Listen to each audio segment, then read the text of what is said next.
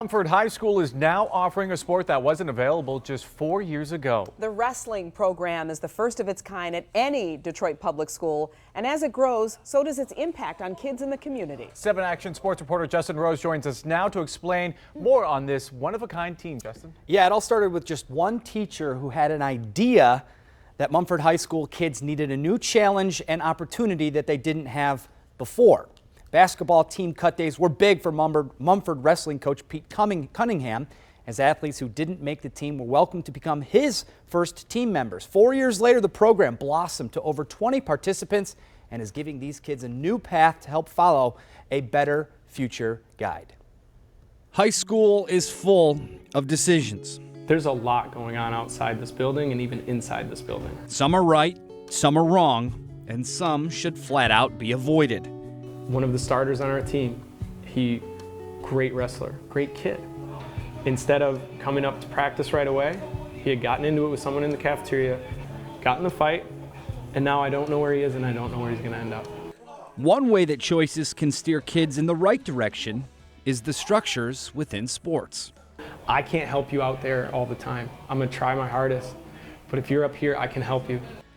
Room A220 on the second floor of Mumford High School is a safe haven of sorts, as it's home to the only wrestling program offered at any of the Detroit public schools.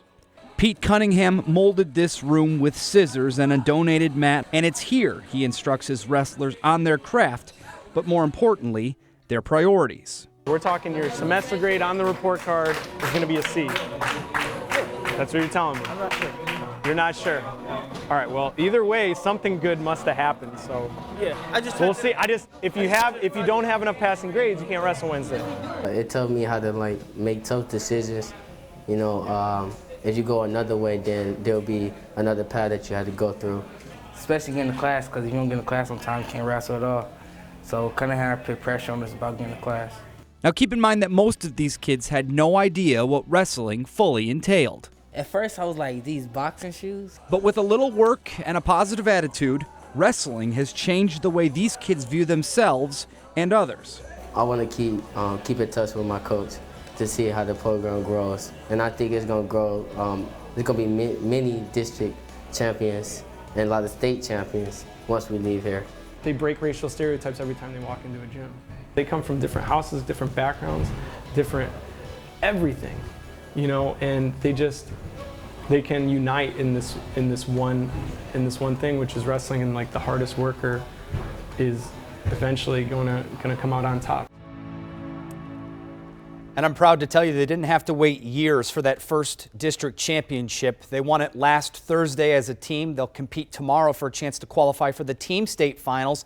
Another congrats goes out to Michael Watson, who won the individual district championship, the first in Mumford school history. He now gets the chance to compete for a spot in the individual state finals. Win or lose, this program making its way to becoming one of the more popular teams at the school. Some of the guys even said that some of the other guys around going, hey, what are you guys doing? And even some girls have showed interest in potentially joining the wrestling team as well. So it's a great all-around story, and kudos to Coach Cunningham for getting those guys into that room and working each and every day. Well, that answers it, because I was thinking they look really good. Yeah. Well, hey, they're district champs now. Wow, Don't mess with great. them, Glenda. Yeah. No messing with the Mumford wrestlers. There you go. Great. Positive energy. Yeah. Thank you, Justin.